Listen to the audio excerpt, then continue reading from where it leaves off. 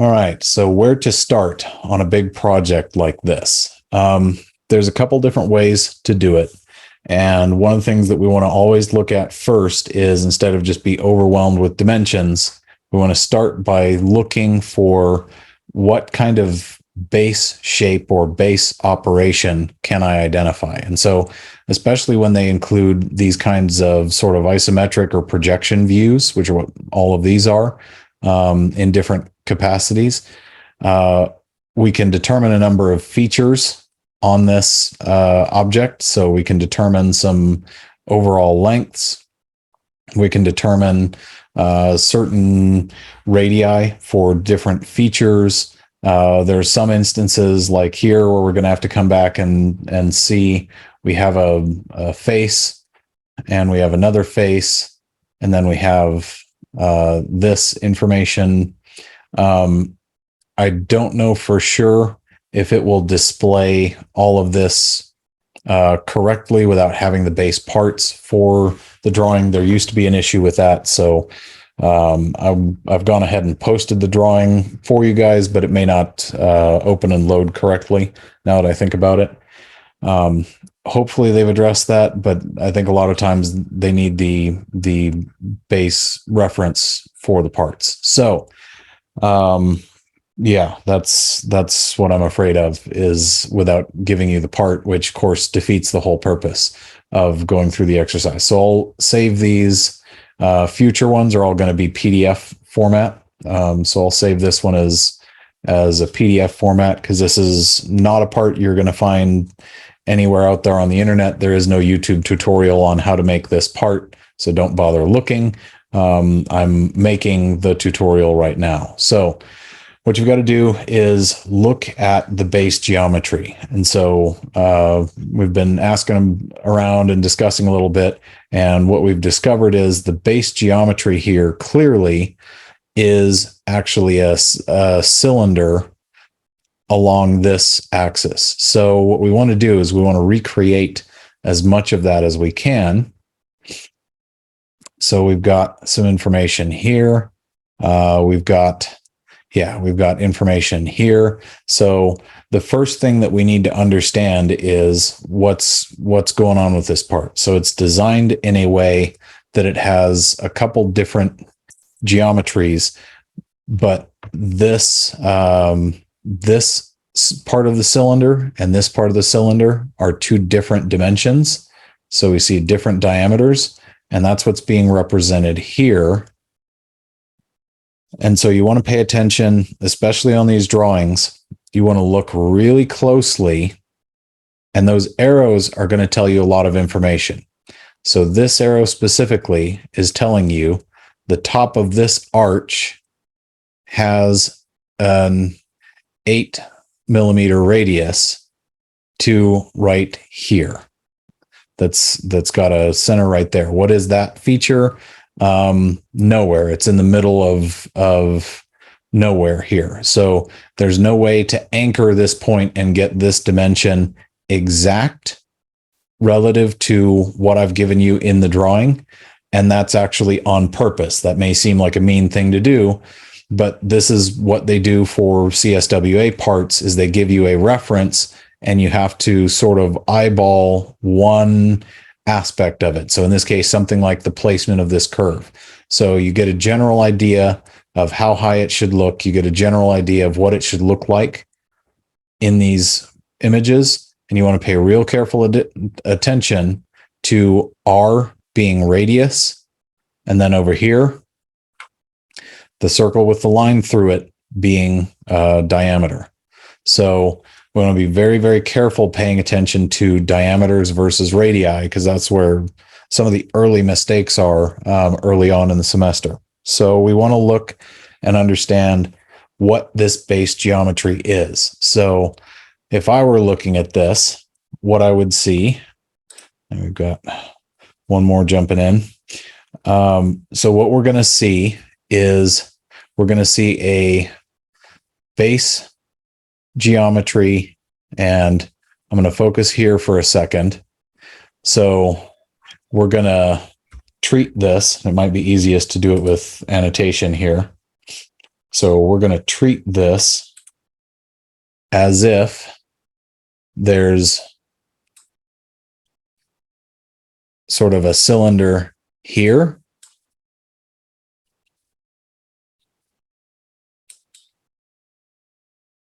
So we've got one cylinder. This isn't going to be exactly to scale, but it'll give you an idea. And then we're going to treat it like an inner cylinder here.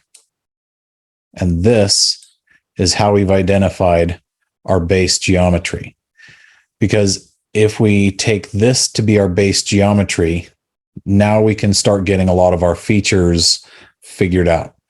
Now, it doesn't really matter which side of this we put on what plane, so long as we're making an accurate reference. And so this one, it might need one more dimension here. So we'll get into that as we get a little bit farther, because I don't think I've specified that specific dimension, which you do need.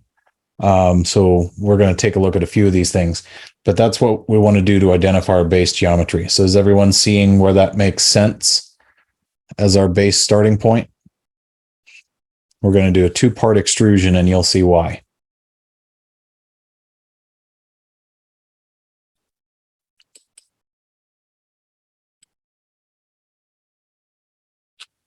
Okay. So here's what we're trying to do. We're trying to recreate those. So we're going to go create a new part.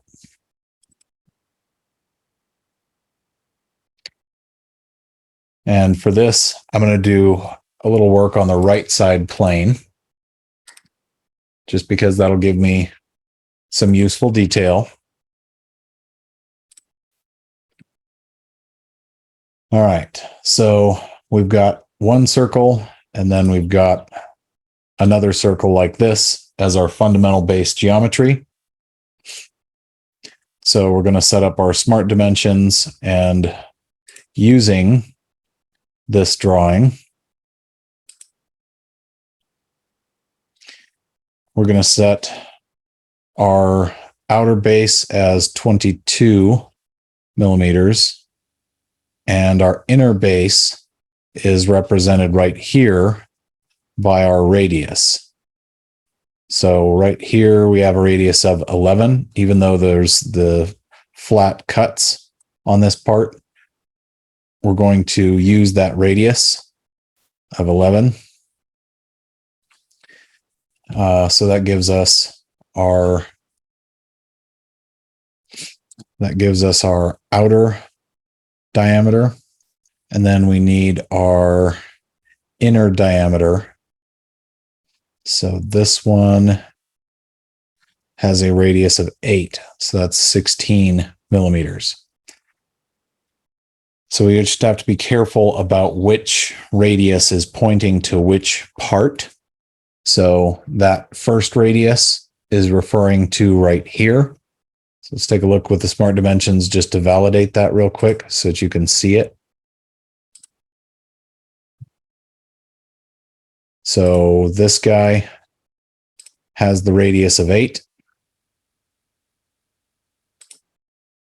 This guy has the radius of 11. And this guy has a radius of 11. So there's a consistent diameter all the way across the outside of this part that we can use. And that's why we're starting with that geometry. So we're going to go back here. We're going to use our smart dimension and tell this outer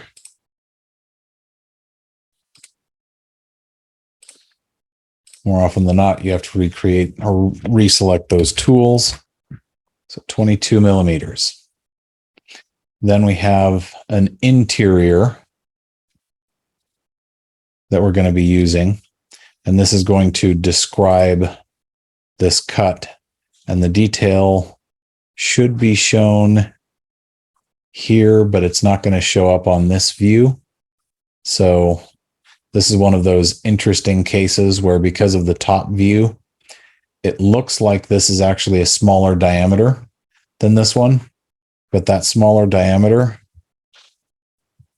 is this inner diameter. Except Smart Dimensions not operating correctly here. There we go. So we have a radius of 8.75. It's a little different than our front radius here of 8. There's some reasoning behind that, but we don't need to worry about the specifics right now. So 8.75 is the radius for this inner. So we're going to go to this drawing again, and we're going to specify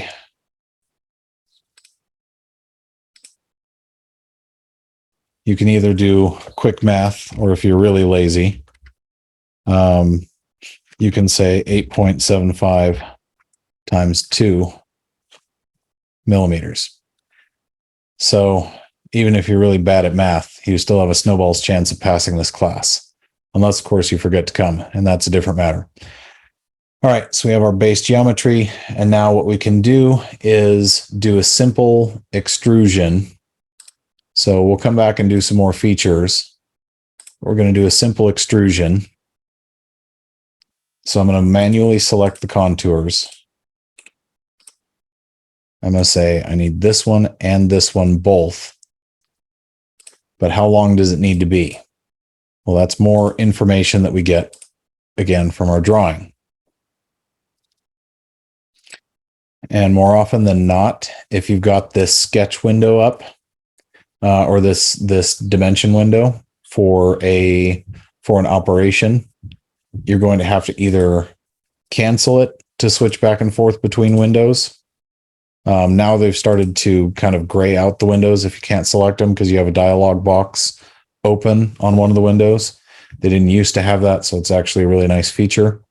62 is our overall length for the whole part.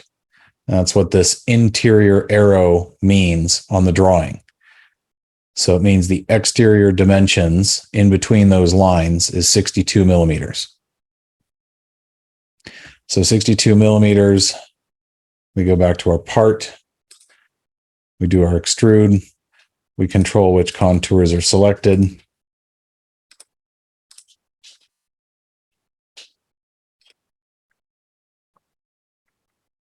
And 62 millimeters.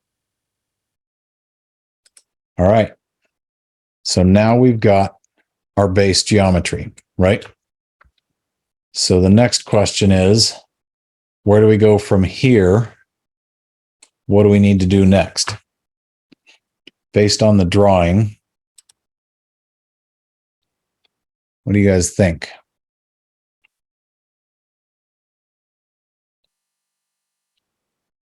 What feature should we tackle next?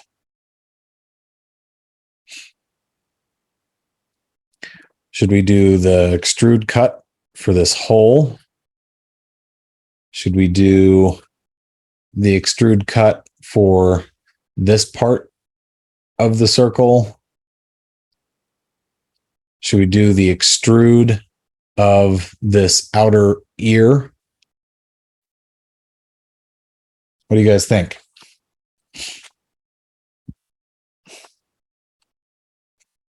I don't actually know if they've got the polling enabled in this particular version. They've remapped a bunch of where the features are. No, it looks like they're charging extra to do polls and all those things. Man, pirates, they must have met with a business consultant.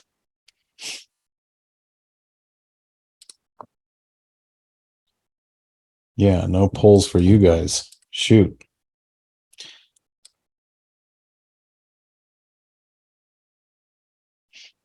I'll see if I can add in some fun and interesting add-ins. I don't know if they're actually going to do that. They do have a Cahoots plugin, which could make things either really good or really bad. Jury's out on which.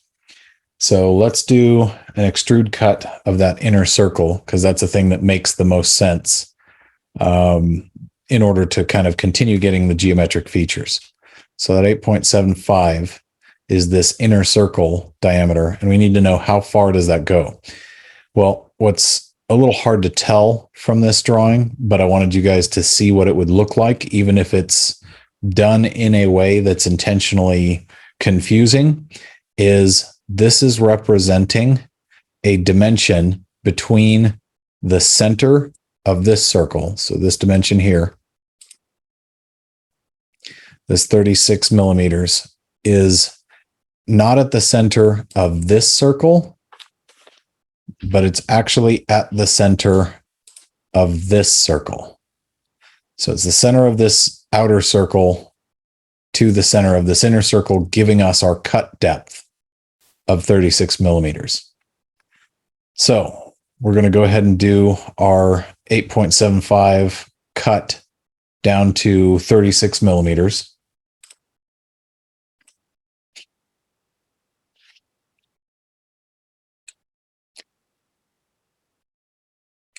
So we want to make sure that we have some of our features. All right, there we go. So our base sketch. And in order to do an extrude cut, we're going to change the direction because we want to go into the part. We want to change the contours because we want only the interior. And then we want to do this cut by 36 millimeters.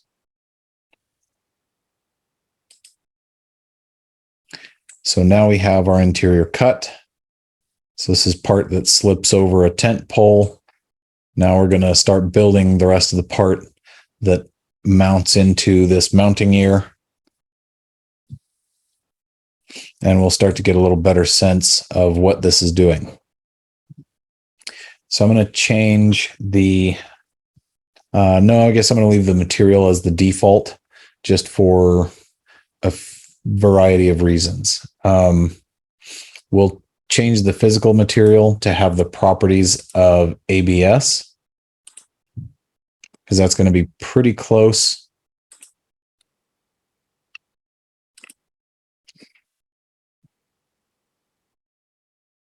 Yeah, an ABS polycarbonate's going to be a little bit close. They have a couple other varieties now in this version. Let's see.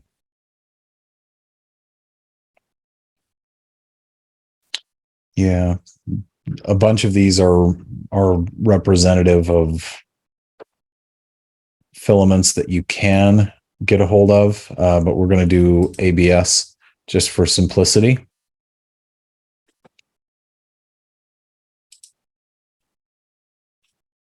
So we're going to apply that material. And what that's going to do is get us an idea of what our reasonable mass looks like. All right. We want to be able to see what this reference plane, or we're going to want to add a reference plane here, because we're going to need to be able to do stuff based on that. So I'm going to come up and add a reference plane. And I'm going to do, based on the drawing, I'm going to have to close this, switch back over to the drawing.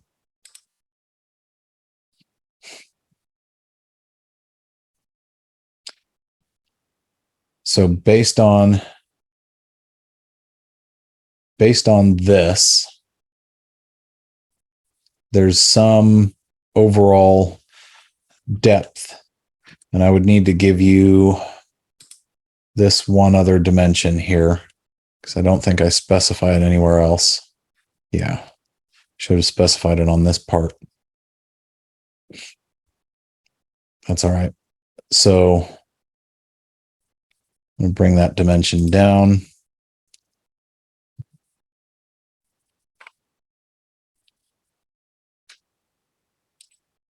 Mouse is being real picky today. So 10 millimeters plus our 18 millimeters, which is actually 20. This radius and this radius appear to be about the same proportion. So this one's about a 2 millimeter radius based on what this is. And if we go to measure it, that's what we're going to find is 2 millimeter radius. So we have 2 millimeters and 10 millimeters. So 10, 2, 20, 4. That tells you how deep this is. So somebody who's good at math, tell me what the total distance here is. And then we'll check to see if you're in the right ballpark. So what's our total distance from this point to this sort of front feature?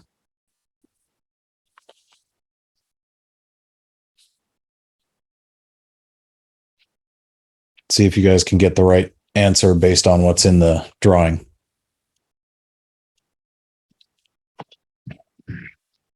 I'll zoom it in just a little more. So those of you working with postage stamps, potato chips, and whatever else kids are into these days.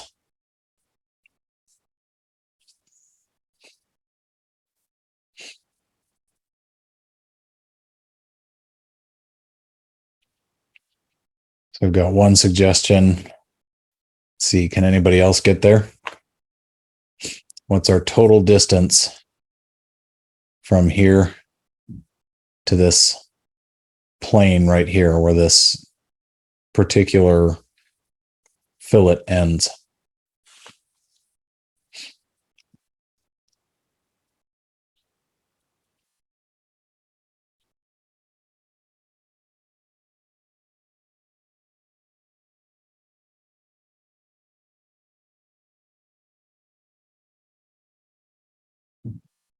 The cool thing about the internet is I can wait for an eternity while you guys post answers.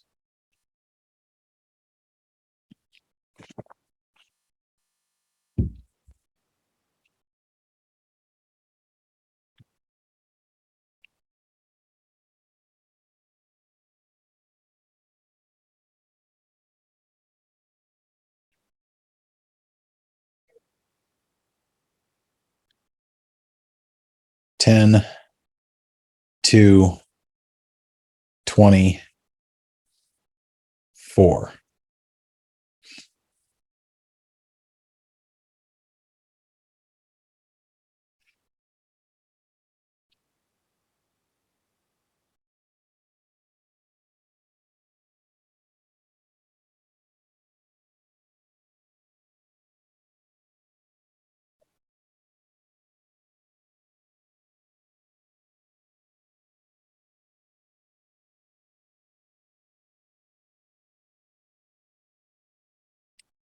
$36 is our distance. So we know that 36 and 36 match up. So that means our cut plane goes all the way to here. So the cut plane comes all the way here, which means where does this feature start, this outer collar? We're going to need to do some work on that surface. We're going to reference this plane and we're going to move it 4 millimeters.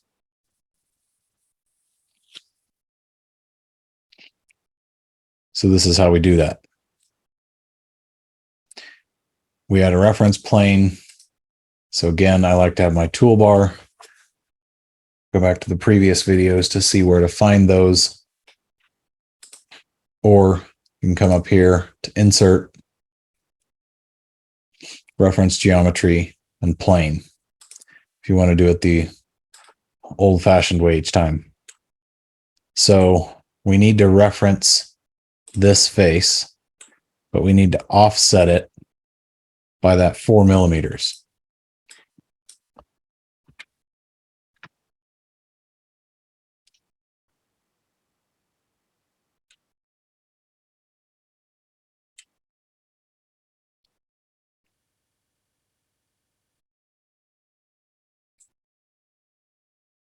So if we offset this plane the way that we have,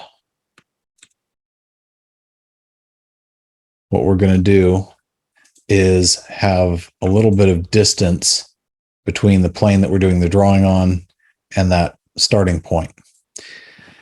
There are some reasons to set up a part mechanically like this. You'll learn in later classes about stress concentrations, so we won't go into it now, but just know that these dimensions and distances aren't quite chosen arbitrarily. All right, so we're going to need on that plane, we're going to right click and add a new sketch on that plane. And now we need to figure out what geometry we're taking care of here. We'll reset our view so we're correctly oriented on the part.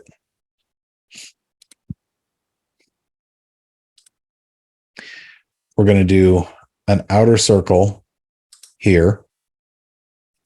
And then we're going to do one more that is larger. But how large does that need to be?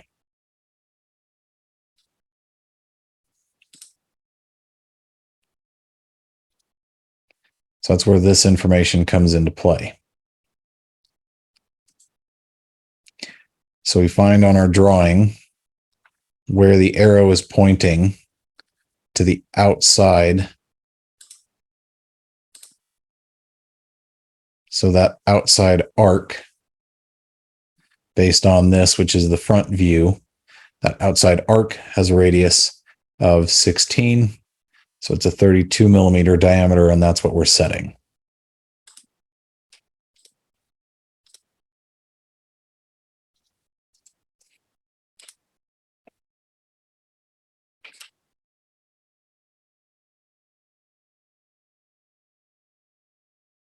All right, 32 millimeter. Then the interior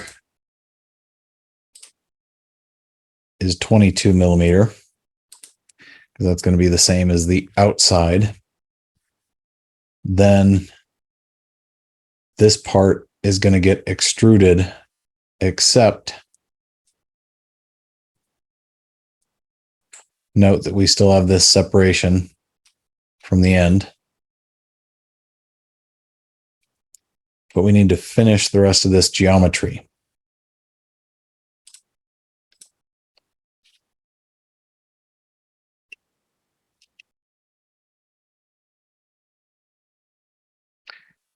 So we have a couple pieces of information here. And we have a piece of information here that tells us how big each of these are. But we have to think about why it tells us that first. So what we need to do is take that outer radius, and we need to turn this into a rectangle to start, to make things a little easier rather than some individual drawings of lines. We're going to reset the view, because that makes this kind of operation a lot easier. Up along this center line.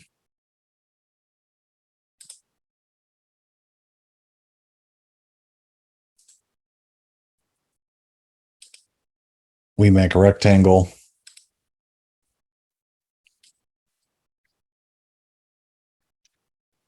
We set that height to be the 29.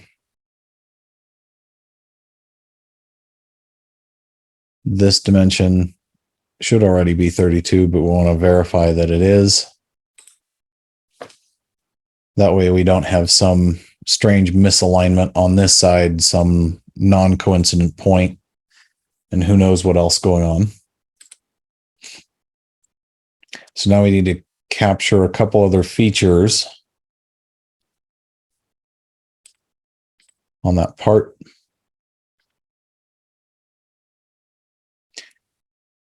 We need to capture this. So how would we go about using the information here in the drawing? You guys let me know, how would we go about actually doing that operation? What's the next geometry we need, and how do we position it?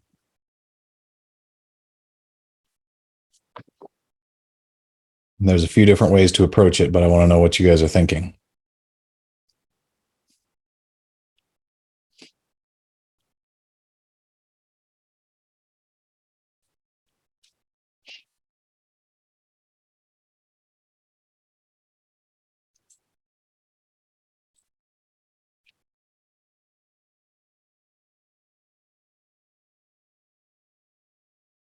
How do we capture that geometry, and how do we position it correctly?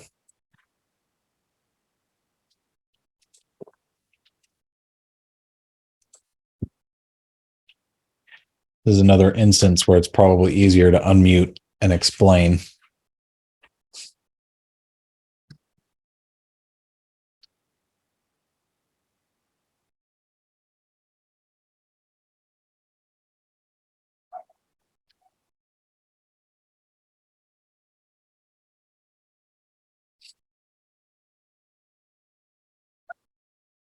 We're trying to recreate that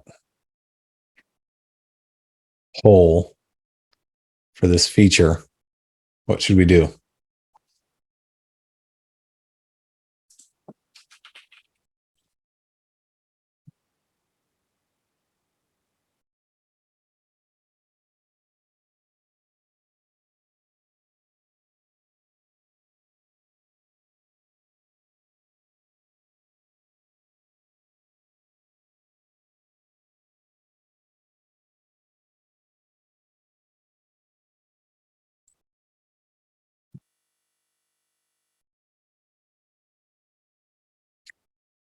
We haven't done this level of complexity before. What I'm trying to start getting you guys to see is what the geometry is based on what the drawing shows you. I'll give you a hint.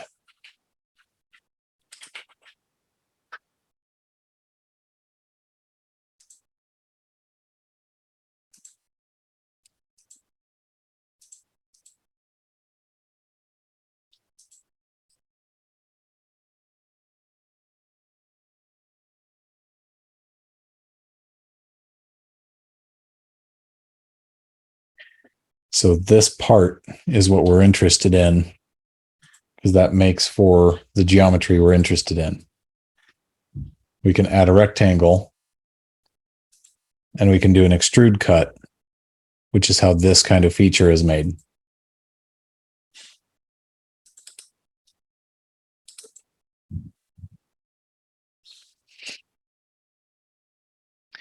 So that's what we're going to do next.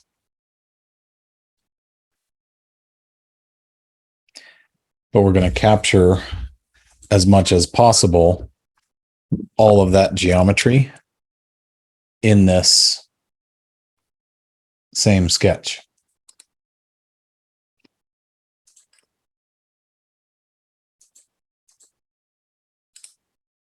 So now the next question is, we know a couple of those dimensions, but how do we know the ones that aren't specified? So let's double check those again.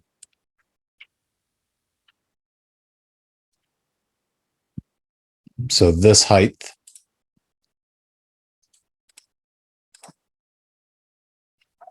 is 17.5 millimeters by 18. So it's almost a square, not quite.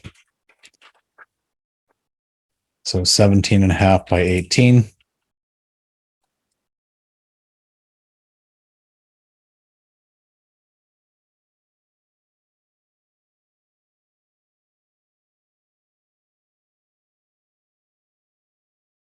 17.5 high.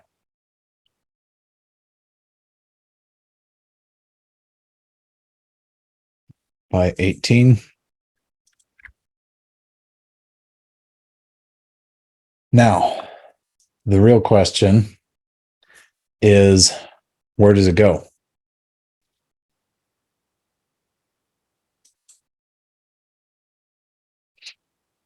Let's look at the drawing again. Based on the drawing, where does the square go?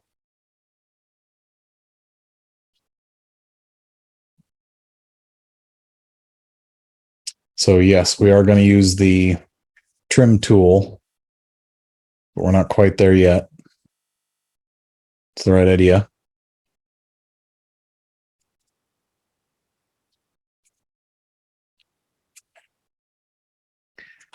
Seven millimeters on both sides is an interesting suggestion. So how do we know what these distances need to be?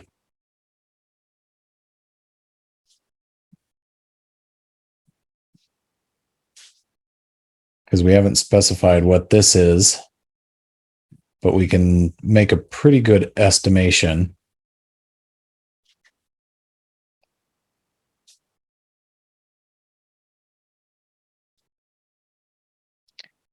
So nowhere in this drawing have we specified anything about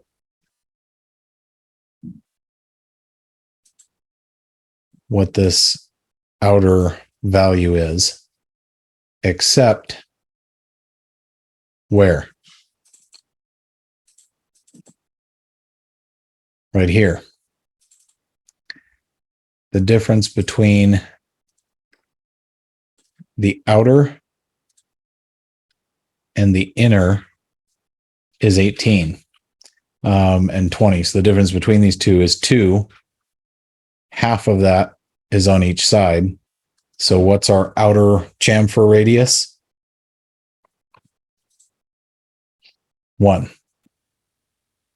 So the detail is here in the drawing. We have to learn how to extract that. So our outer radius here is 1.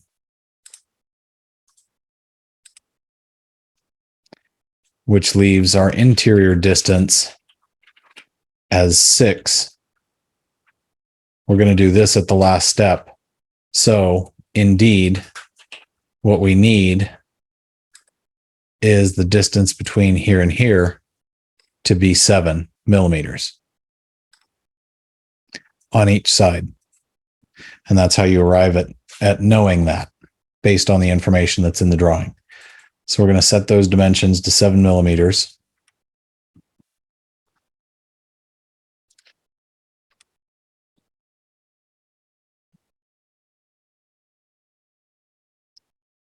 And it'll grab the entire length of the line if you let it. So instead, you're going to have to specify the distance between those two lines actually needs to be 7. This one, you should be able to just validate. Because everything else is fixed, you can validate that it's 7 millimeters. If you start adding too much, it can get into an overdefined case. So that's what this will do. For the moment, I'm going to leave that dimension as driven, and then we're going to eliminate some of the stuff that we don't need. And we'll see how some of these features change.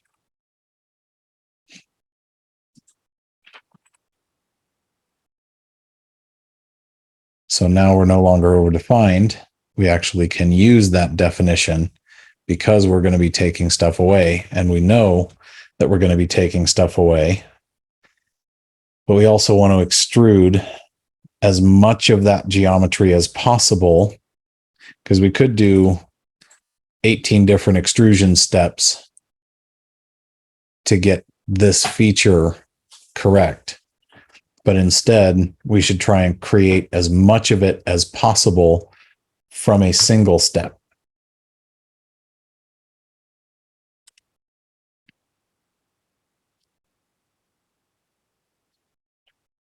So we'll go back to the part. We're going to trim out these sections of the arc. And we're going to trim out the halfway mark. All right. So we have all of our geometry represented here.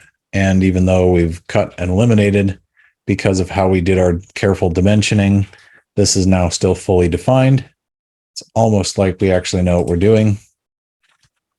And then we're going to do the extrude.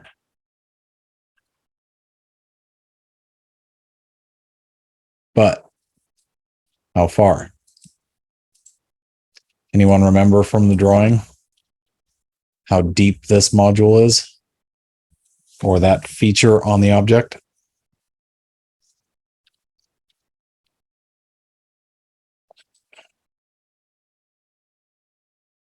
22 is close. Anyone else remember?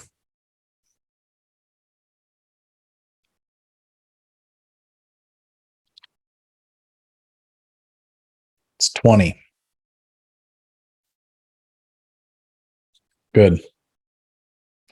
So 20 millimeters there. Now note what we've done here. We've done one boss extrude. We've done one cut extrude. We've done one more boss extrude. How much of that feature, or how many of those features have we already captured for that base geometry? So we're already starting to look like our end part, and that actually has not taken us forever and ever and ever. I'm going slow and trying to make sure that you can actually sort of follow along at home, but more than likely you guys are going to have to go back and pay attention to a couple features in the video anyway. But this gives us most of the big key features. Now, what we want to do is pick what we tackle next. So there are a couple things we can do. But let's take a vote. What are you guys interested in? What would you attempt next? Would be the next feature that you would attempt.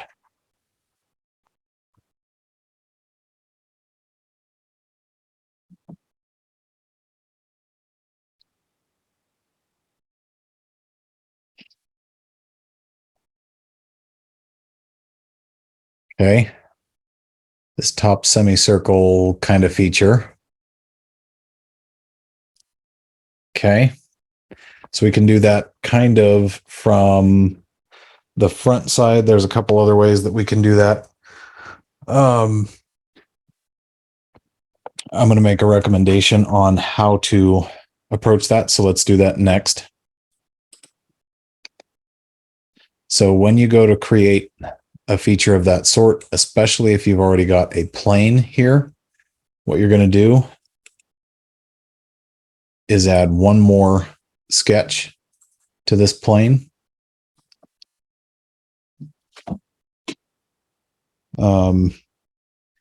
Then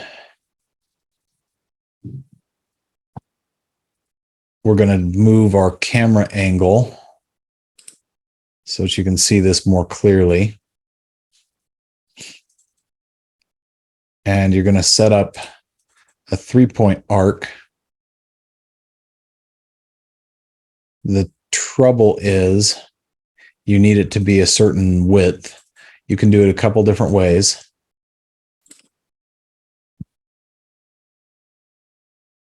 So it's going to be somewhere on here. You want them to be level with each other, or horizontal points.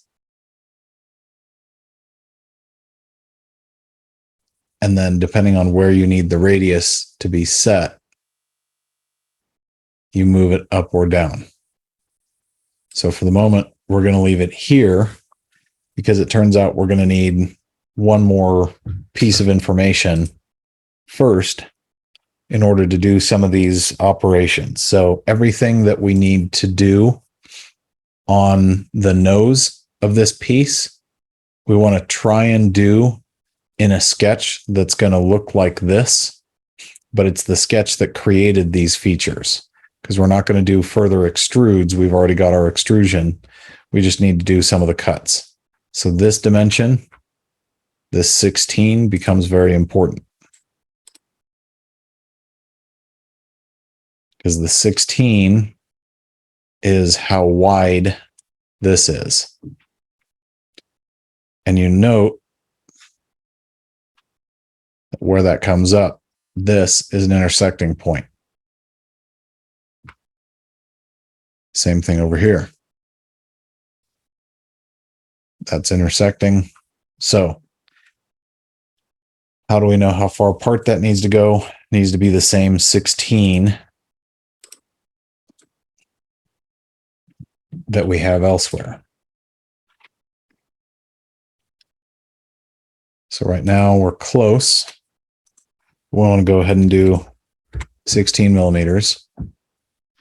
Now, the other thing that you have to be careful of with a 3-point arc like this is we want to make sure that this is staying stable. And one of the easiest ways to do that, because of how this dimension is defined right now, that means that anywhere this goes, those endpoints, all of these degrees of freedom exist in that part. So that doesn't really help us much. So what we need to do is we need to move some of this around with the smart dimension. And the simplest way to do it is to set it relative to the origin. So if we bring that down here,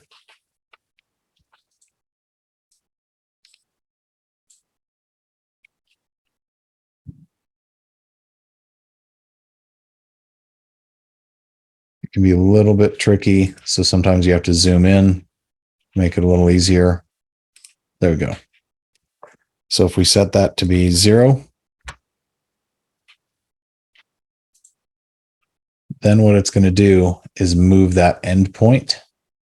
But we don't actually want that as our endpoint, because we need our radius to be defined. So we go back. We need our radius to be defined. So if we can't do what we think we're going to do, what else do we try? How do we use the smart dimension to get what we're looking for? We know in the drawing we have a radius.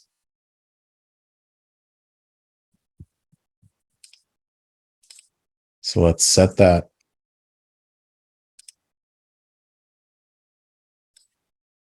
But instead of moving the center of the curve, what do we actually move using these references?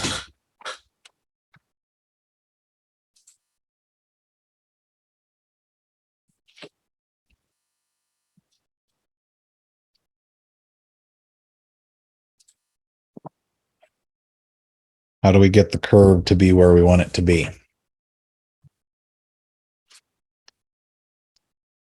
Because it's the right size now, but it still has the ability to shift around on us.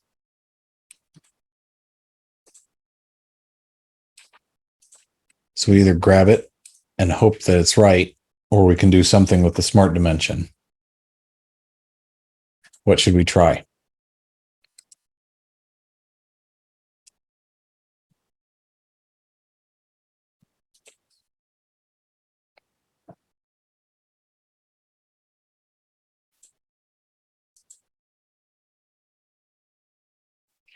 There's a couple ways. Let's take a look at both.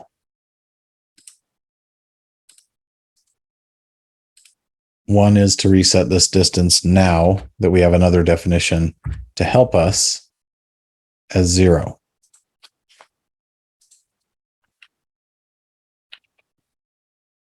What's another way?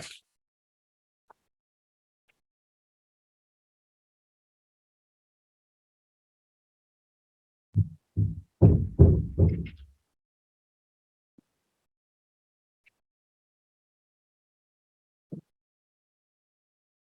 half of that distance, 8 millimeters. So either of those orients the arc relative to the origin. So again, that process is going to be very, very, very, very important for the French curve. So that's something you guys are going to want to start trying to work on. If you haven't started it and you plan to start it 10 p.m. the night it's due, you're going to do poorly and it's going to be a bad plan. Because you want to demonstrate that you're able to get a fully defined French curve. And yes, it is possible. So again, either the endpoint or the center point of these arcs. You have to move them after defining something like the radius, so that you're not just moving the curve to force fit that dimension. You're actually reorienting the curve relative to the origin by doing this method. All right, so we've got that. Now we need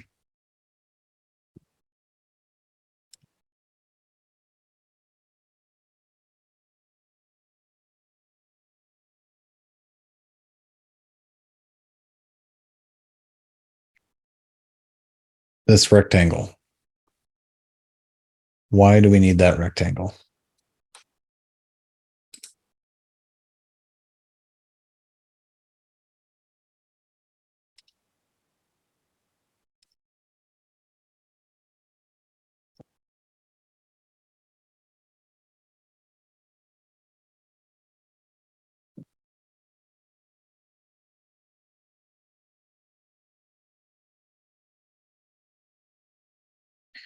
We're going to need a couple things.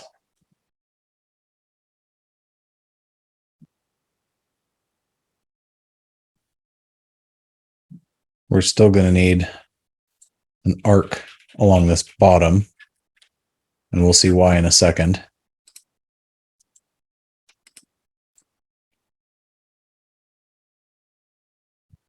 So we're going to do, because we're going to be doing a cut operation, we want an external volume to enclose with our internal geometry there.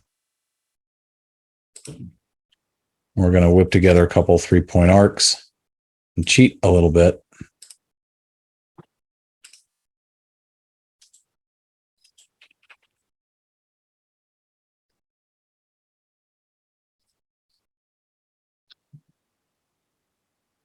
All right. So again, setting smart dimension. So we have our fully defined sketch.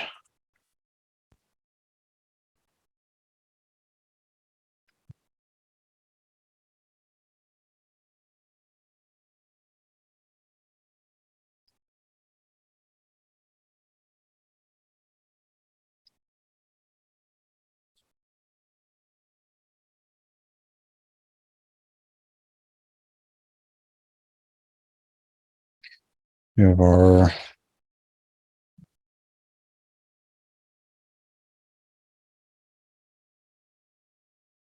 distance. I'm going to cut that one.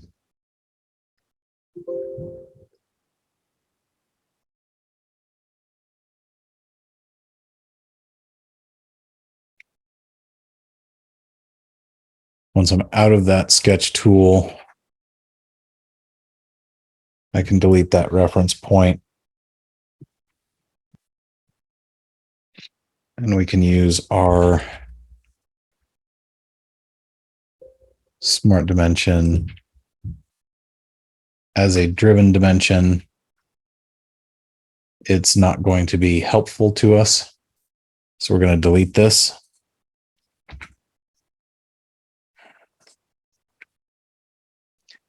We're going to re-add that dimension.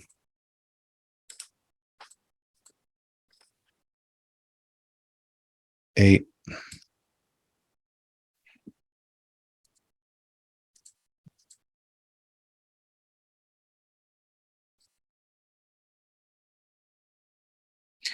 And we should be able to get the last definition we need here as distance from the origin.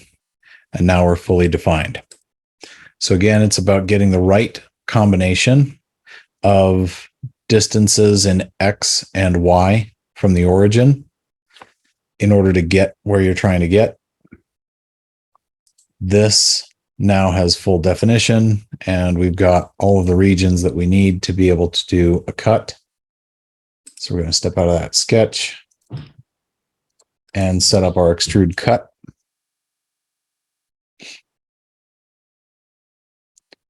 So this region out here, that's something we're going to cut. This region in here.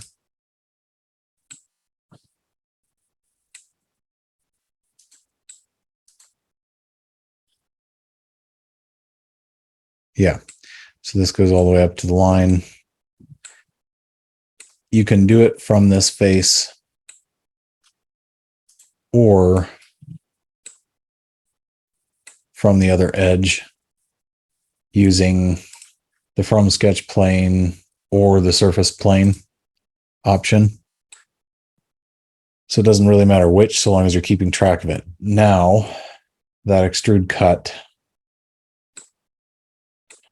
for this region has to be blind. And because of where this happens, this is another instance where we're going to be going the wrong way. So we need to change it. But let's look at the drawing again, which we can't do with that dialog box open.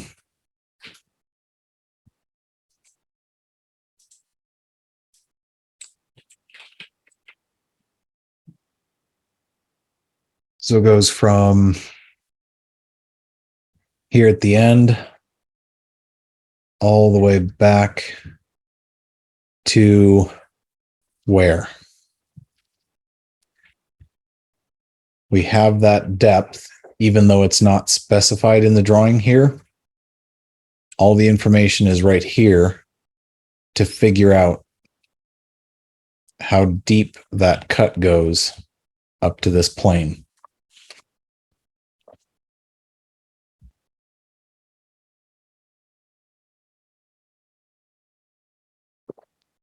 Let's see if you guys can figure it out.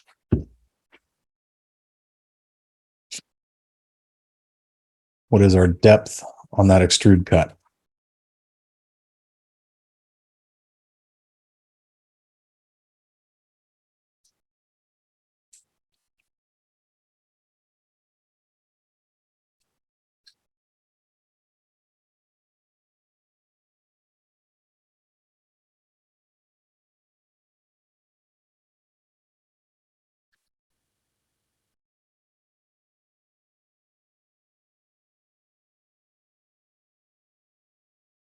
So if our total length is 62,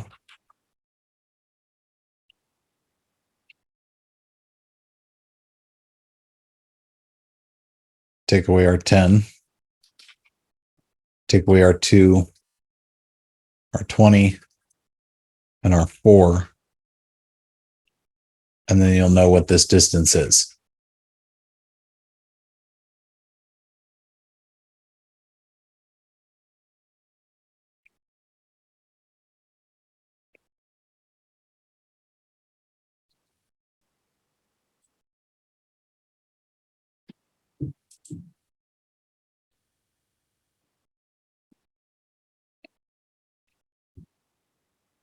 Okay, we've got a couple different answers.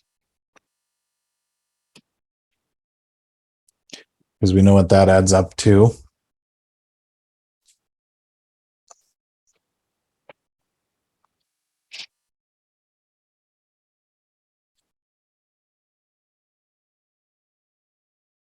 Let's think for a second about an even faster way to get there.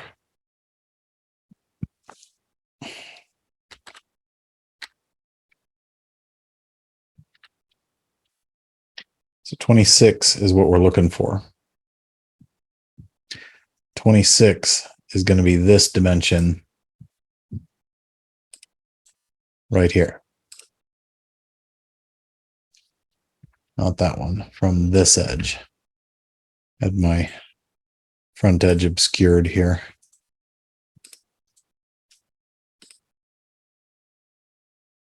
$26. So we know how far that goes. And because of this radius, we can get a pretty good idea what this distance is. This is a very small dimension. So it looks about like 1 millimeter because it is. So we do the cut 3 millimeters shy of actually we do the cut all the way up to this face. So this actually is going to be 25 millimeter cut.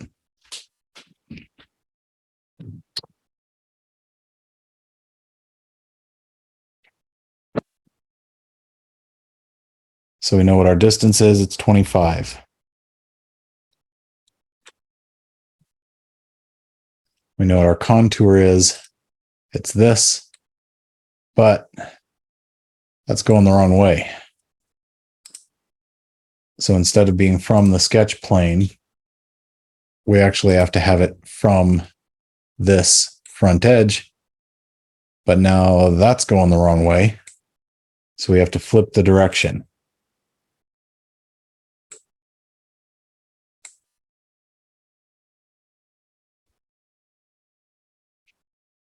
Now that gives us the range. I'll show you here as an example of why I changed that dimension for the actual part. If we were to take that, the full 26, look at what happens.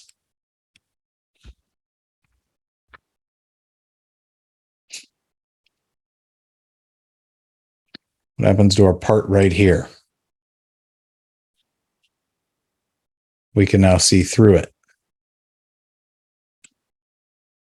So this can be sort of covered up a little bit. But if you're doing something like additive manufacturing, you create a very strong stress point right here and a very high weak point in your particular part. So instead, we change this to be 25 millimeters. And now we have enough material there where we're actually going to maintain some degree of strength and not have a tendency for that nose just to want to shear completely off the face of whatever we're working on. All right. So we've now actually got a lot of those features, but we had to get set up to do the extrude cut at the same time because all of that makes sense to do. So let's do that extrude from this plane using the sketch.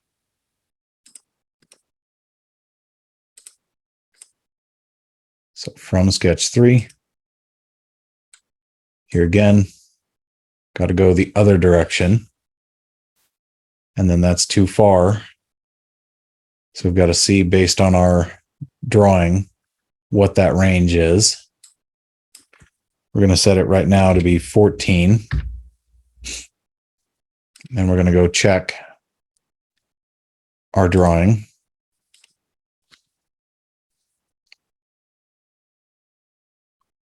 So 14 from this plane, but actually from this face, it has to be about 18. So we go back and update that distance by editing the feature.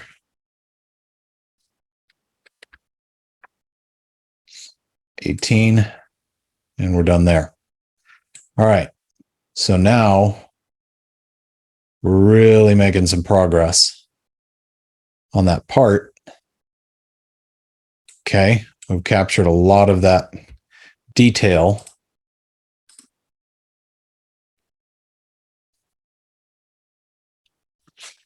So what else do we need?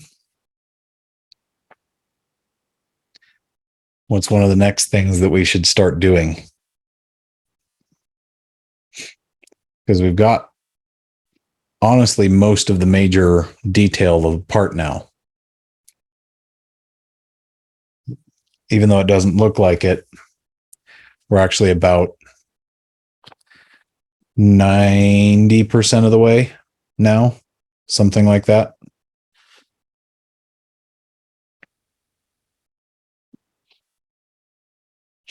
There's a couple more gotchas in this drawing.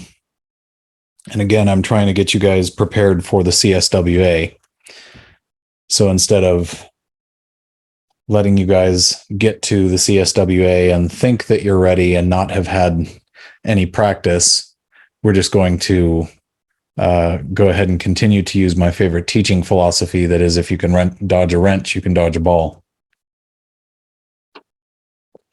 If I hit you guys every week between the eyes with drawings like this and make you recreate these parts, by the time you go to do the real CSWA, you're going to think it's easy.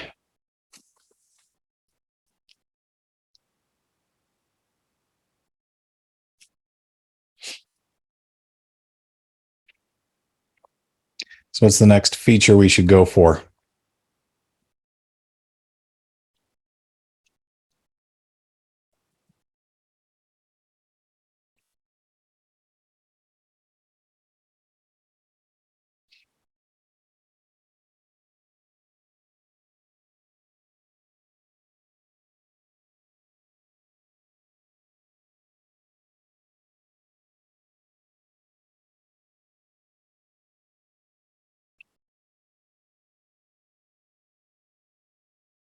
What do we think? Let's see your votes in the chat. What feature should we go for next?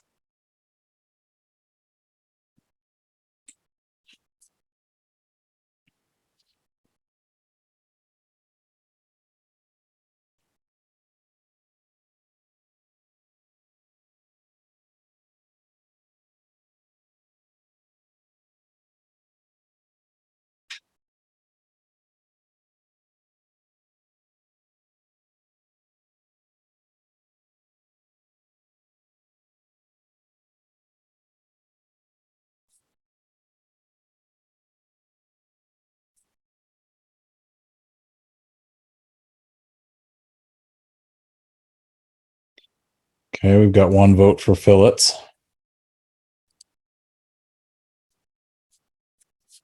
I think we have the other 3/4 of the students maybe off deep in Minecraft parkour world.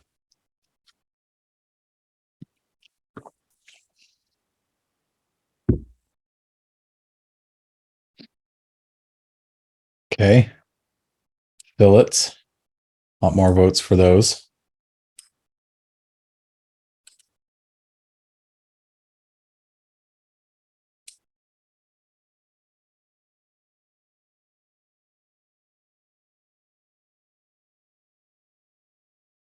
Okay. All right. We'll do fillets next.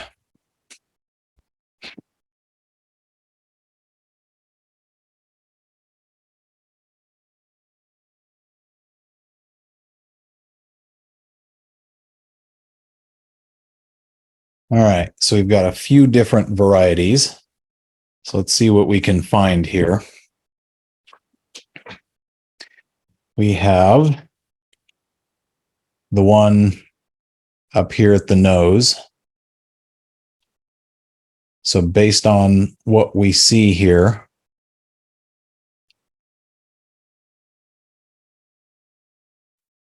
what radius do we expect?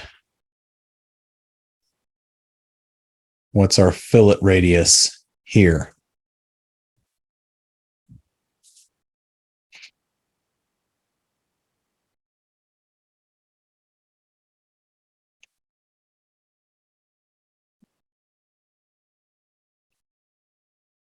I'll move this guy so that it's a little more clear where it's pointing. Maybe. The information is all right here. What's our fillet radius for the front nose?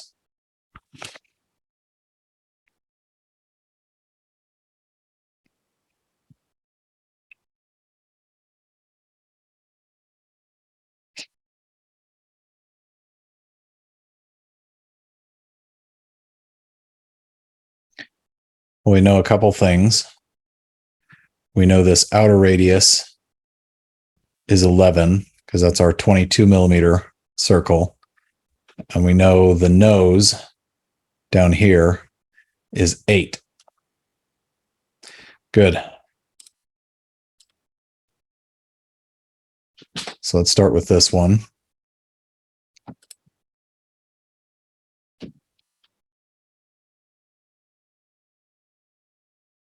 So we're going to do 3.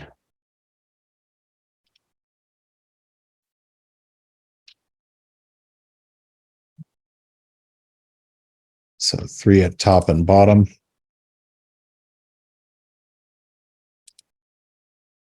All right. So we've got that detail captured. We go back over to the drawing.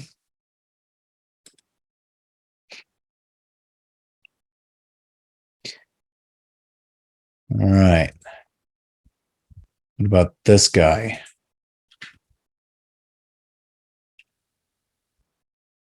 Do we have enough information in the drawing?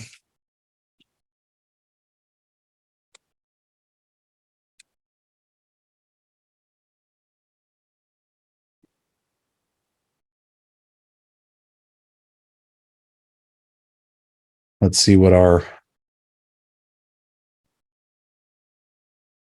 folks who are good at math can come up with. What should be the radius of this one? Because the information's already there in the drawing.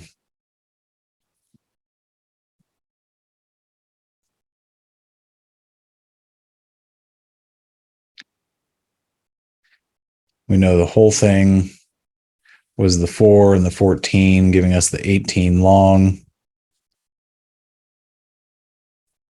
We know this guy has some kind of a radius of 2. We know this one's 1 long. Good. Difference between 15 and 18 is our 3 radius.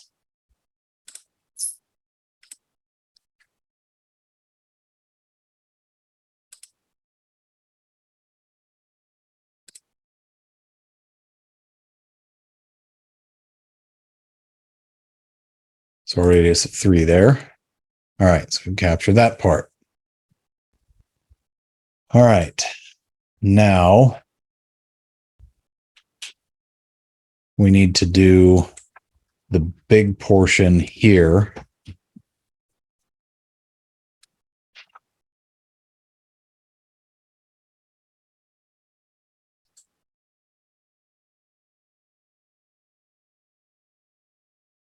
So the question is, based on the information in our drawing, what is the radius for this fillet?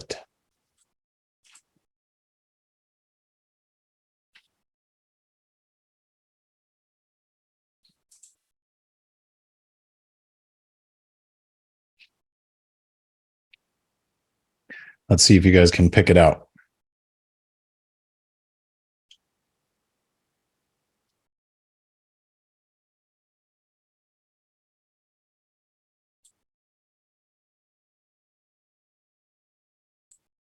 I'll give you a hint as to where to be looking.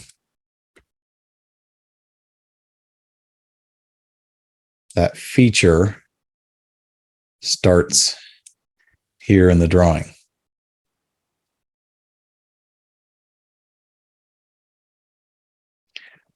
Post it in the chat when you see it.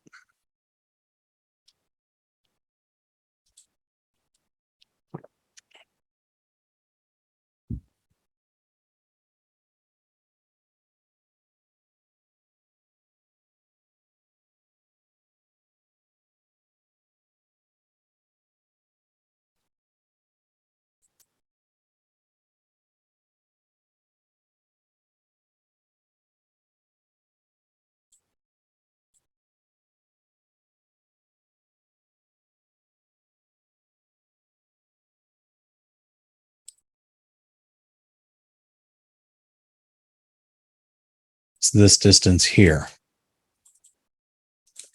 That's our radius. And that's why this 8 is hanging out here in the middle of nowhere. Because this 8 is not the same thing as this 8. This is a diameter and this is a distance.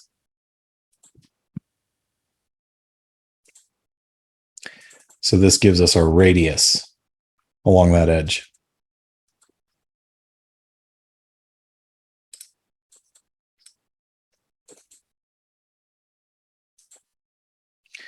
So we're going to create that feature.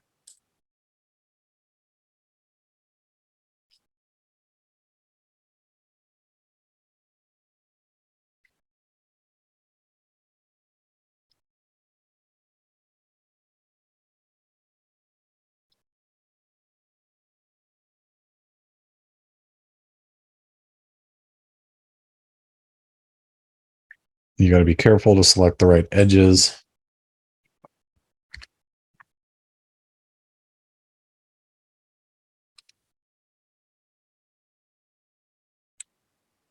So now we've got those.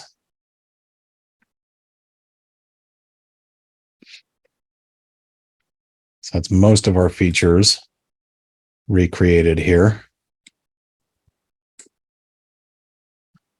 Now we need to get a couple of these. So we know we have a radius of 2, then we have a radius of 4. So let's go create those two real quick.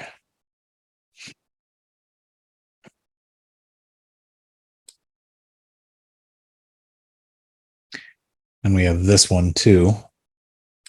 So we have a bunch of little ones to recreate. We have a bunch of them that are 2 millimeter.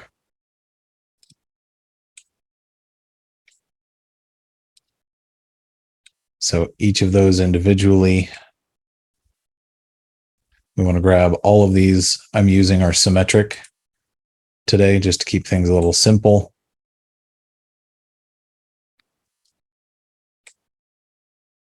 So then here at the back, we create another fillet. That one is also a radius of 2. So we create all around that circle.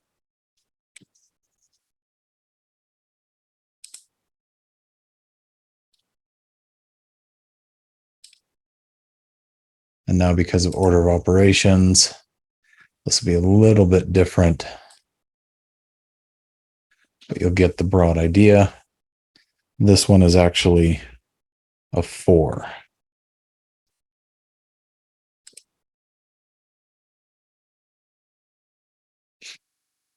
So this is going to look slightly different than our drawing. And I'm doing that on purpose so that you can see what that operation looks like.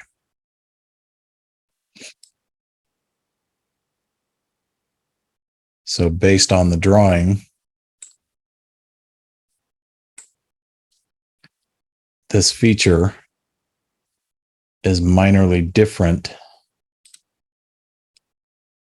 than what we have here. Anyone think they can explain why?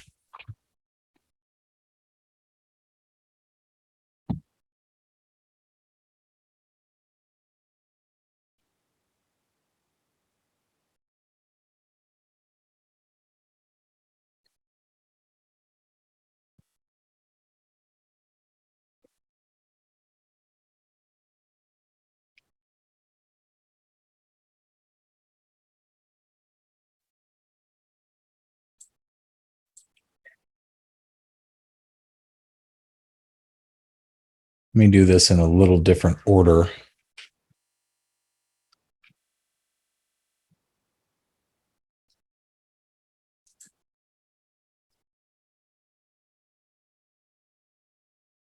And do it this way.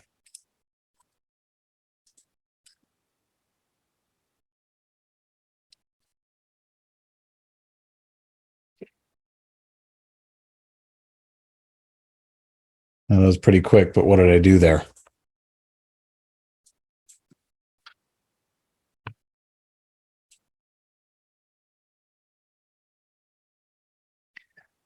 this matches the feature we have on our drawing.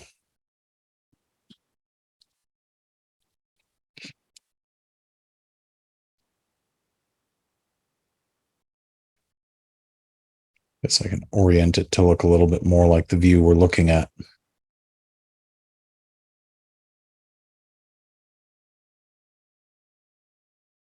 So this and this match. So does it matter when the order of operations are used? It does have an effect on the end part. So what I did there was I rolled back a few of the part features to get to this fillet, to execute that fillet before we did the boss extrude instead of after. Then I rolled everything back forward again. And because everything else is fully defined and there's no geometric conflicts, I can do that on this particular part. So it's important to really study what's presented in the drawing to understand what they're trying to get you to see in terms of features. So now we have those. We have one more major fillet to do around the outside.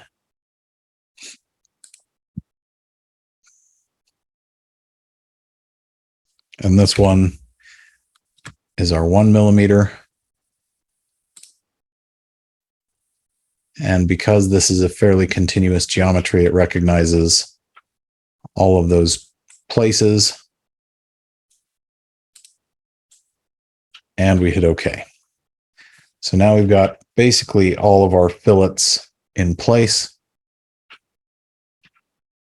Now we work on the very, very last of the features. You also want to make sure that you're saving your parts early and often, because inevitably SolidWorks will find reasons to crash. All right. So now, what features are we after?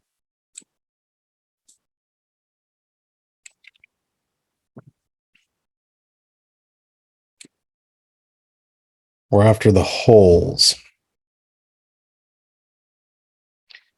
But we want to pay attention on this particular drawing because of how these are arranged.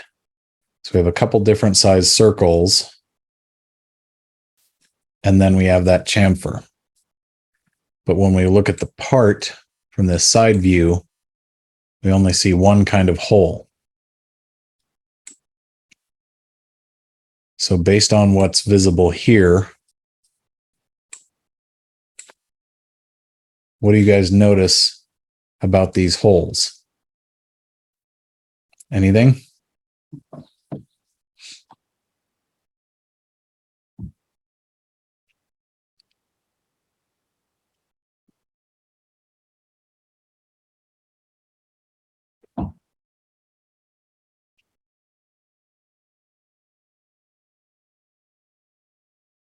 Let's see it in the chat. Are they the same thing?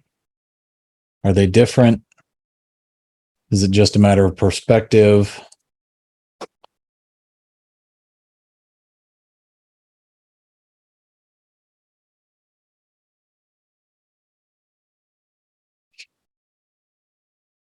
Okay.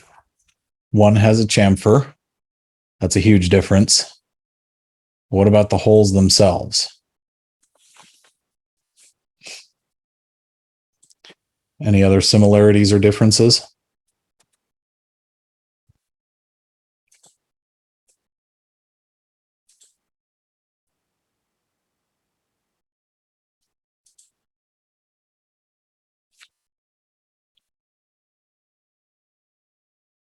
The one side of the part versus the other side of the part are a little bit different.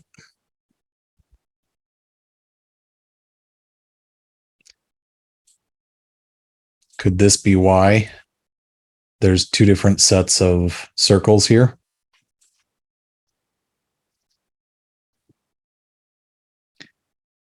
What do you think that means?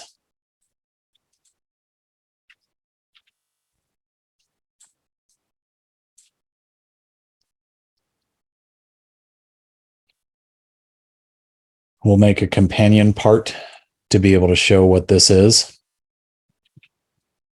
because it's something that you guys haven't seen before and you don't know is a pitfall yet. So here's where it comes in. These two holes are different diameters. So the hole on this side has one radius. The hole over here has another radius. This one has a third different radius. So they're not all three the same exact holes. So we're going to see how to deal with that.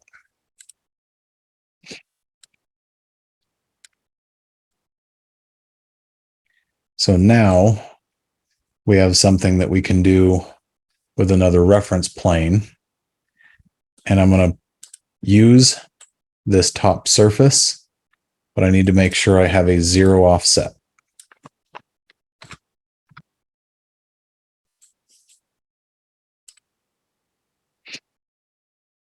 So 0 offset.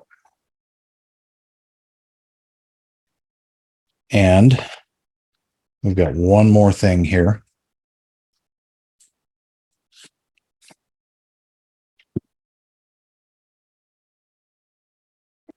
We're going to make this plane bigger so that it covers this whole side. I'm going to set the view so that I'm the same as what's in the drawing.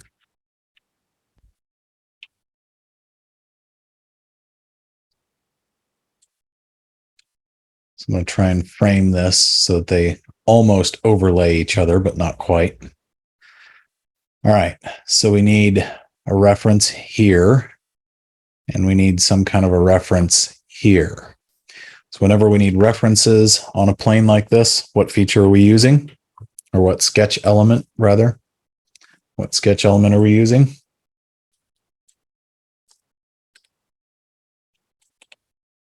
I'm going to right click. Good, center line. That's what we're looking for. So here, I'm going to need a reference. I need it to be horizontal. I need another one here as a center line. I can cheat and use the center point of that. Because if I were to try and create a line up here, there's no easy center line to grab. So there I can use a center line. And here, we're just going to have to set some arbitrary distance. So long as it's defined as vertical, we'll figure out where to put this here in a second. So we know we've got a circle roughly here. And we have another circle somewhere down here. And we're going to define all of our distances, but we need to know how far away this is from the end. So we go back to our drawing. And we look here. All right. We have a separation between these center lines of 30 millimeters. So we know how far to put that center line. So let's go set that.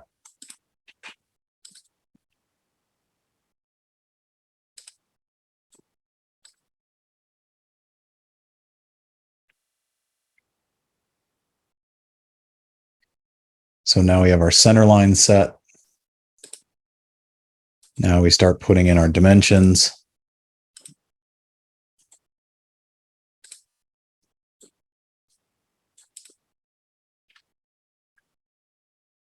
Smart dimension. Again, occasionally you have to click that tool a couple times.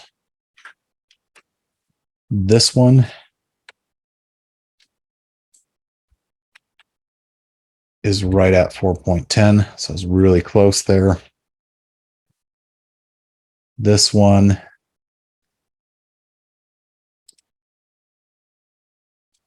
is right at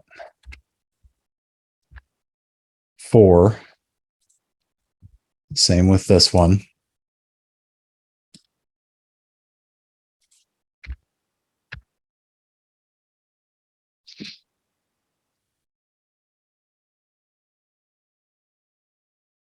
Now, that one's 410 diameter, 4.1. This is a 4 diameter. Now you also see, so I got to pay really careful attention where these arrows go when you're looking at dimensions. 410 to this arc, or 4.0 to this arc, and 3.2 to this arc. Can you guys speculate as to why the two sides are different?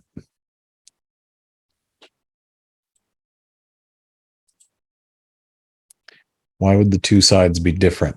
We also want to note our separation here. It's about 21.07.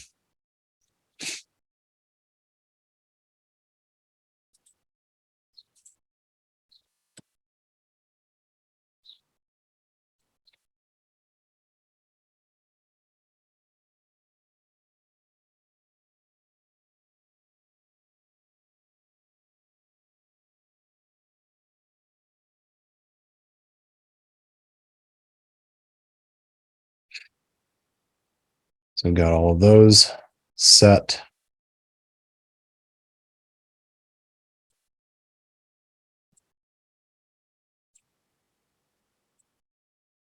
Any ideas why we've got a couple different examples here? Because this is a through hole all the way through, but we're going to need that center line. We're going to need that smaller diameter inner circle for both of these.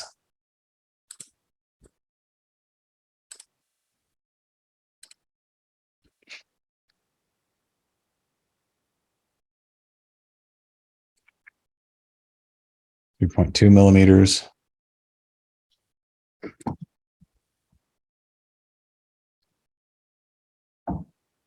That one I happen to have gotten just about exact, 3.2 millimeters.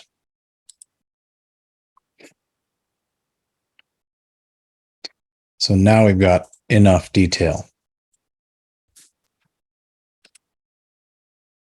So the gotcha of this design is on the one side of the part with the chamfer. You have the 4 millimeter hole. The other side of the part, you have the 3.2 millimeter hole. And here you have a 4.1 millimeter hole all the way through.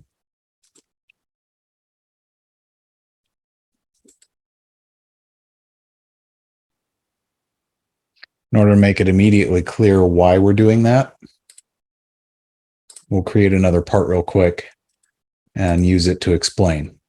So the extrude cut for going all the way through, we're going to set it to be through all. And we're going to select the contours because what we want are those inner circles and this one, because those have to go all the way through both sides. So now you can see for this part, we're going to be doing an operation cutting all the way through as if we were drilling those holes. So we've got our holes. Now we need to do one more extrude cut. We're going to reference this sketch that we just did. We're going to select the contours that we want, and it's going to be this contour and this contour. Now, we're going to change it from through all We're going to use another one that we haven't really used yet. And we're going to say up to surface. And that up to surface, we're going to pick right here. And we're going to check, does that hole go all the way through? In this case, not quite. So we're going to clear selections, and we're actually going to select this interior face. But a lot of times it won't like that geometry. So we're going to change to up to next. And what that'll do is for both of these geometries, it will select basically the next surface or up to the next thing, the next feature that it runs into. So up to next, we don't use all that often, but this is a good example of the power of that particular tool. So instead of specifying more things, especially if you had other components in this and you didn't want them to be cut, up to next is a really, really useful tool to doing that. So now we have our two different holes, one with large diameter on one side and one with smaller diameter on the other side. So now we've got one more feature left, and that is the chamfer. How big is it? 8 millimeter. So we have a 4 millimeter hole and 8 millimeters on the chamfer. Let's go figure out how to add that.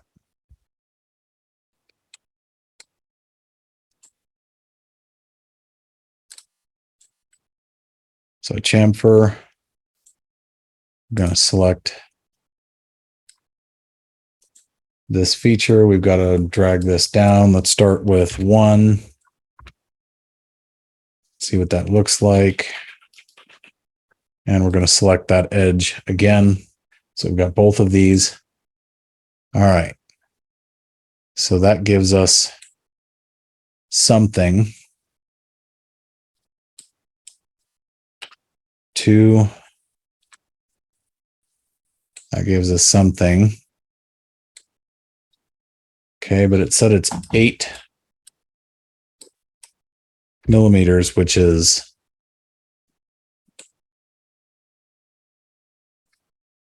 that seems not quite what we have represented. So what should our actual dimension be for this? If our hole is 4 and our outer diameter should be 8, what should this value be? Seems like it should be 4.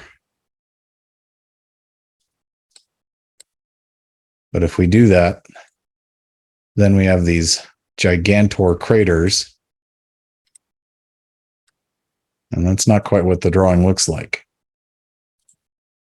Anyone have another idea what our value should be?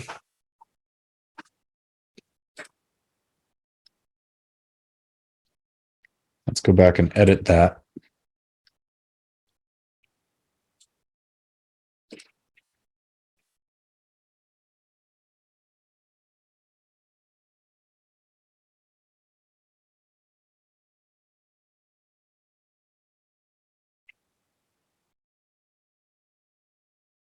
Let's try 2.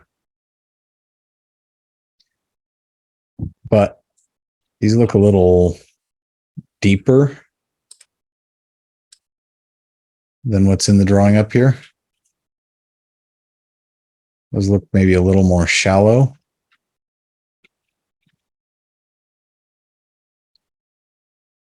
So in order to get those right, we're going to have to play around with that angle just a little bit, because these are just a little deeper than they need to be.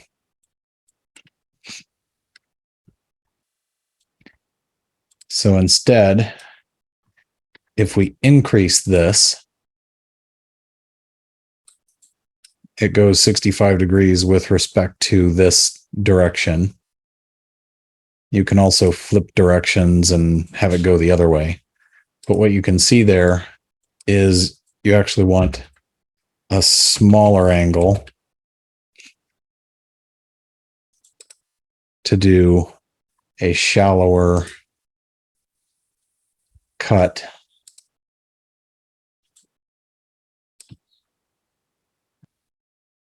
There we go. So that matches what we have in our drawing. So if we take that view and do something like that with it, take it into the center. If we look at this compared to what's in our drawing up here, yeah, that looks the same. All right. So the final question then is, why are those two separate holes? Why are those two different diameters?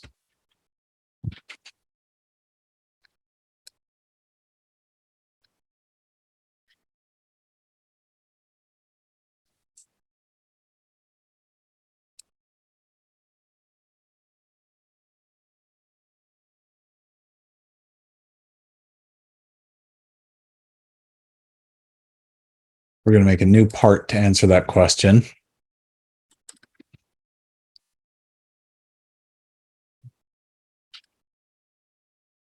And then we're going to introduce you to a cool thing we can do called an assembly. So I'm going to start with the top plane. I'm going to represent this simply by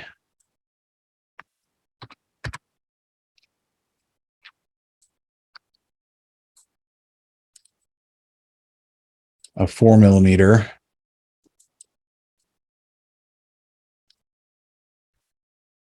diameter. And then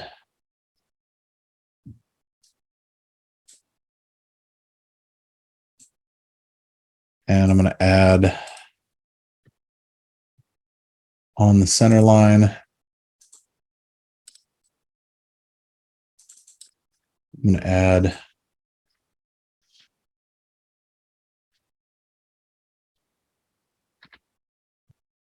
$8mm.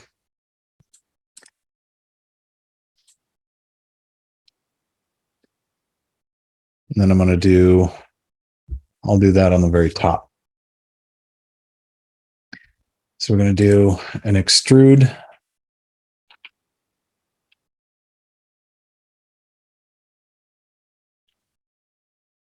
I'm going to select the contours of interest, just this one.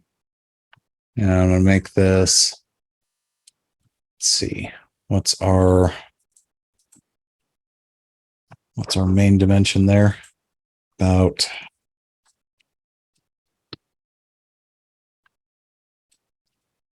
30, yeah, about 30, 31 millimeters. All right. Now I'm going to do one more extrude. Let me know in the chat when you've figured out what we're doing here for the second part.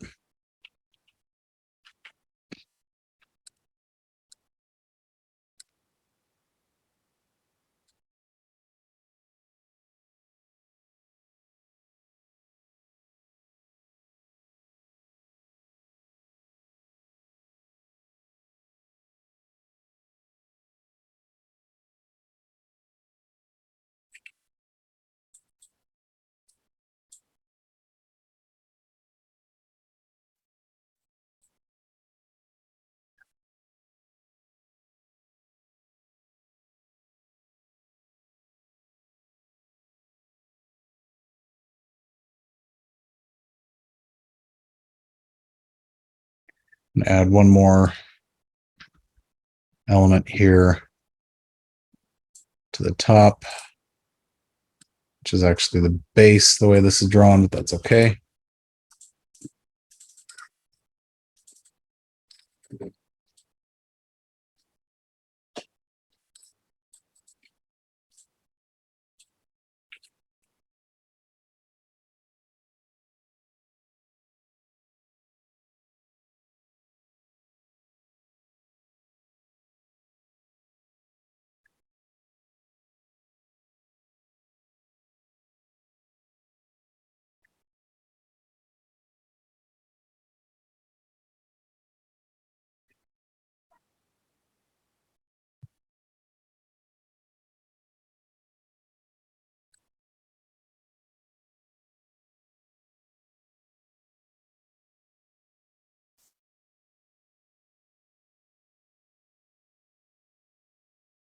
Nobody's figured out in the chat what we're doing.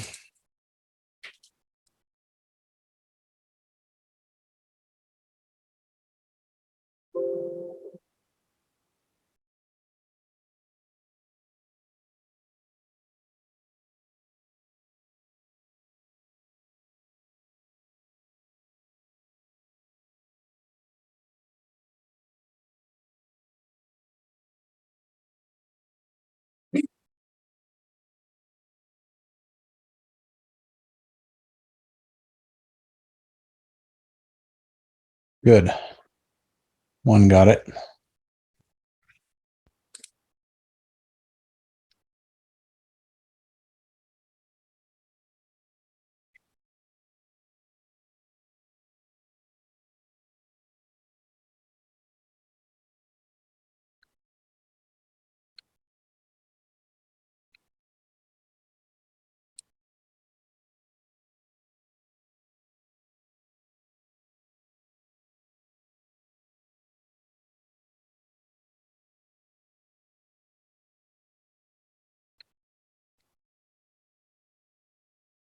Just representing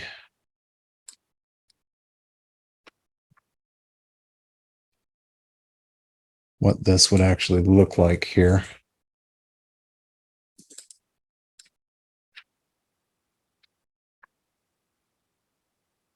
That's a little closer. Good enough. You'll get the idea. To finish this out, I can add one more piece.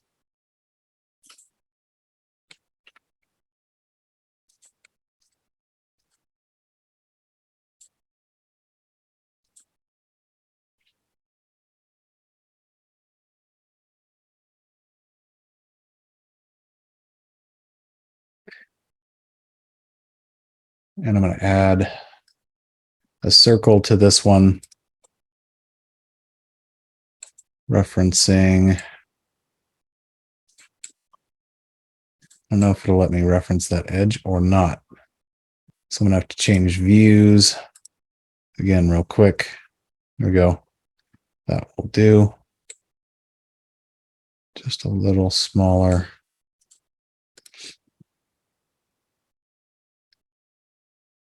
So this is 6. This needs to be 6 also.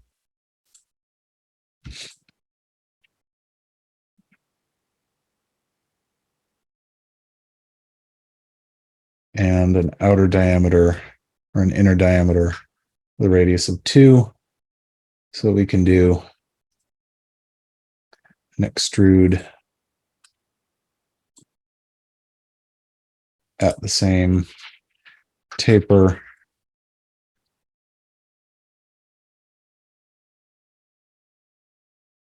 Actually, a little more aggressive than that. All right. That'll be enough that you'll get the idea.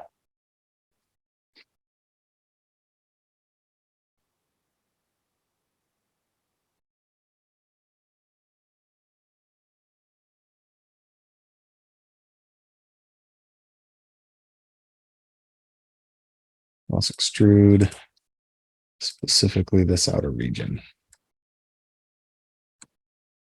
Because of the, yeah, that'll create a zero conflict. All right, so I'll use this as a size reference. I'm going to drop that last part and just leave it. This will be a reasonable size reference. There's a couple more steps you have to take to make this quickly and easily to represent the way you need it to work. But we would go to something that we haven't quite done yet. And it is step out of that sketch. And then you go to make an assembly from a part. We're going to save this real quick. I'll do a better version of this one on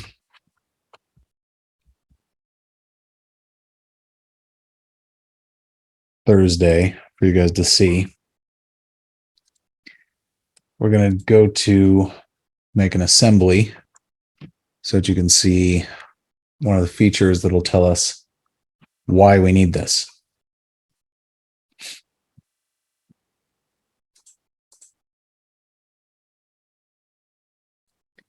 So the one we just drew, we're going to click and place here. Then we're going to add another component.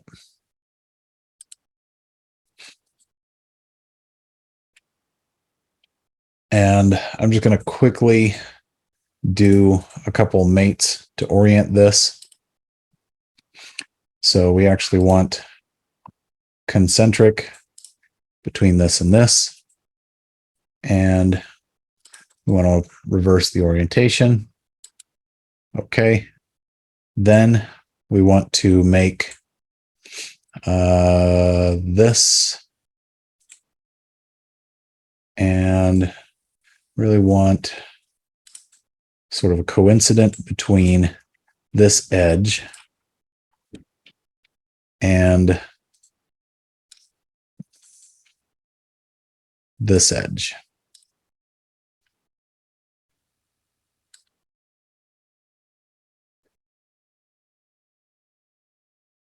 Let's see if this edge is easier. They're going to want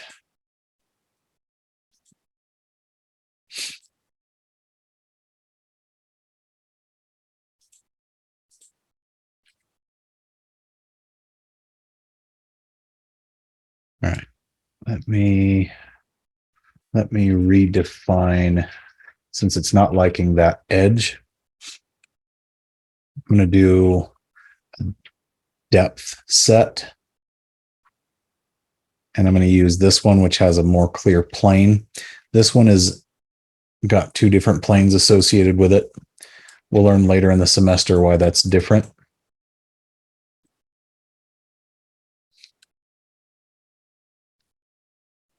So I'm going to delete this one and add in this reference point instead. Then I'm going to try and make that face, because that's a little bit easier sell to the system. That face and that curve coincident because reasons. Now we're going to take a look at our geometry here so that you can see what's actually happening. We're going to use a cool feature called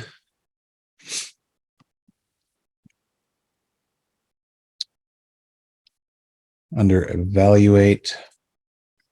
We're going to look at interference detection. And we're going to take the whole thing and we're going to calculate. And what it's going to do is show the overlap in red. So now the $1 million question, what does that red region represent?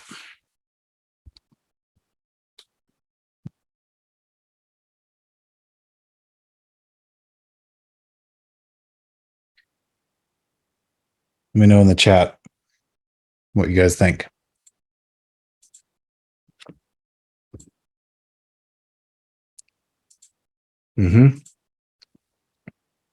It's an interface between the two parts. What kind? The two bodies are colliding because I didn't do threads represented on the screw, right? So what this is, this actually has to be a slightly smaller diameter on this side to create that interference region so that when you go to thread the screw into the part, it has something to grab onto. If you don't do that, then the screw becomes just a pin and doesn't actually have any holding force. So this is actually the threaded region, and that's why these two diameters are so important. So you can see a little bit more clearly what's happening with that solid body detection. So now you know how to make a complicated part from this geometry. there's going to be a lot more examples like this where they're going to be pretty involved. And this is going to help you guys really get a much better idea how to run and how to execute all of these different kinds of complex drawings and complete them as parts. But you want to make sure that you've got a sense of what's actually happening with the parts. So that's why we're going to do some 3D printing of some things later. All right.